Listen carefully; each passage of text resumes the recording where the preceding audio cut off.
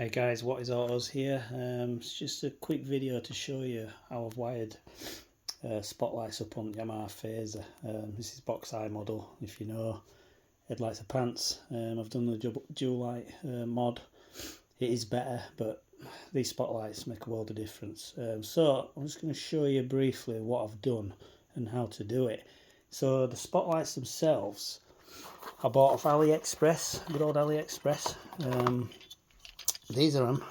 I think they cost about, what, 13 quid for a pair, or under 13 quid. They come as a unit. You've got to join them up. They come with mounting brackets. And that's the bracket there. Basically that goes outside your radiator. I'll just go to the bike and show you. There you go. I've used a top bolt on the radiator. You bolt the bracket to it, and then you spotlight bolts to it. And then it's just more or less routing the cables neatly. That's the hardest thing really. Everything else is pretty straightforward. I bought a loom off eBay. I will put a link in description. Comes as a full loom, spotlight loom with a relay, so it only works when you turn the ignition on. You know, Joe Nobody can come up and mess about with your switch and turn your spotlights on, because I've wired it into a live. I'll show you what I've done there. The loom itself is this. So there's your relay. Your wires come off it to your spotlights. The switch wire is built in to the relay. I've joined that up and I've routed the live wire. It comes with a really long live wire. I've routed it back to the fuse box on the Fazer, and basically this is what I've done for the setup. I've used a piggyback fuse, which looks like one of these. Standard fuse, piggyback fuse.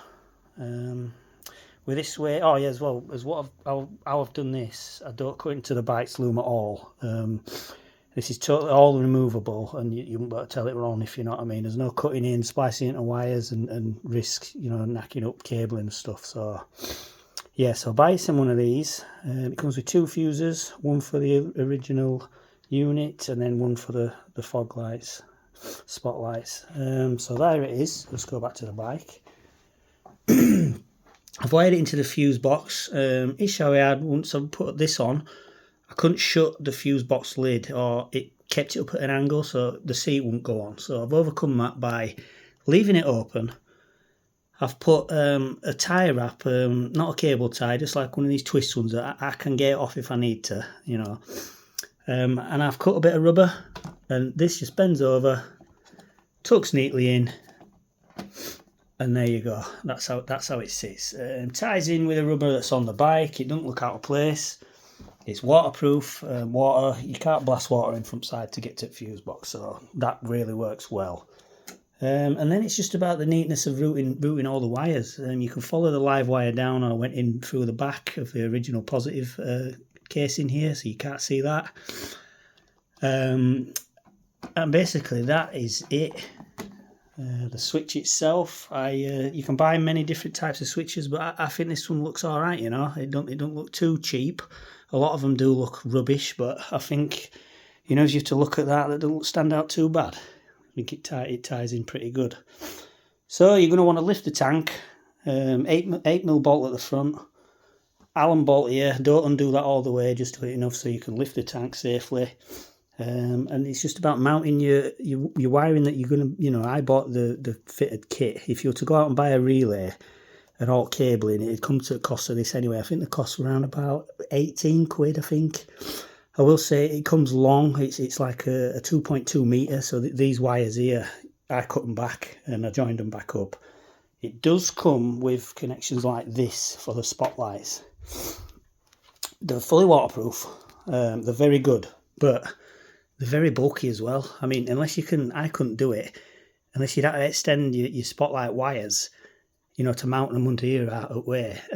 You put that on there. Just give me a minute. Clip that on there. Like that. And imagine that at the side of your bike. It's massive, isn't it? So I cut these off the loom, and I used crimp connectors, the open crimps. These ones here.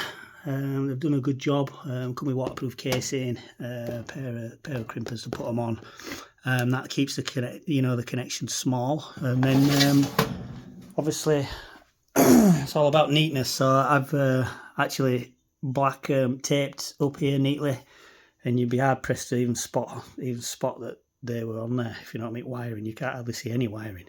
Only wiring you can see is that to that, and you have to have that anyway, you know. So I think it's a worthwhile mod doing. I'll just turn lights on now to show you. First of all, I'll try and wear them off just to give you an idea. I'll turn lights off in garage as well. I'll turn lights off first, give you a better thing. So it's going to go black. Here we go. I'm just going to put the main lights on for the bike. You can see the dismal out there. And here's the spotlights. Difference in night and day. It's on. Imagine you're riding. There you go. That's all you can see. Now you can see a lot more in front of you. Yeah, so worthwhile mod doing. The old total lot cost, I reckon we're under 40 quid. That's for your spotlights, your loom. If you had to buy connectors, add another tenner on. So 50 quid, you could do all this, and it's done. It's done well. That's about it, guys. I just thought I'd give you a general rant of what's involved, and it were a must do on this bike because the headlights were so poor at night. Riding along. You're looking out for potholes in the road. You're looking, to see if there's anything in the road. It's terrible. You know what I mean? If you ride a box at night, you might as well have a candle lit. Everybody says that, but generally that is what it's like. I've got 200% brighter bulbs in both 150 in H1 and 200 in H4, and it does improve it. But with these spotlights, well good. Honestly, it's worth doing. Once again, close up at light I got. Here you go. It's fully waterproof. It's all metal casing. It's good at displacing heat. It doesn't get too hot, and lifespan on it is just his long life. I believe it's something like 20,000 hours or something. Oh yeah. Yeah. Sorry, 200. Where are we at here? Yeah, 20,000 hours. 90% energy saving. So they don't run a lot of current either. So it's not going to put extra strain on your bike. Some of them come with stainless fixings. I actually bought 2 sets. One of them come with a stainless bracket and bolts. These ones aren't stainless, but coat of ACF 15 every now and again. They ain't gonna rust up easily. But yeah, that's your lot. There you go, lads. I just just thought I'd let you know what's involved. And if you fancy tackling it, send us a message if you need any help. I'm happy to help. Okay, guys, that's WATTYS-AUTOS. Thank you very much. Bye bye.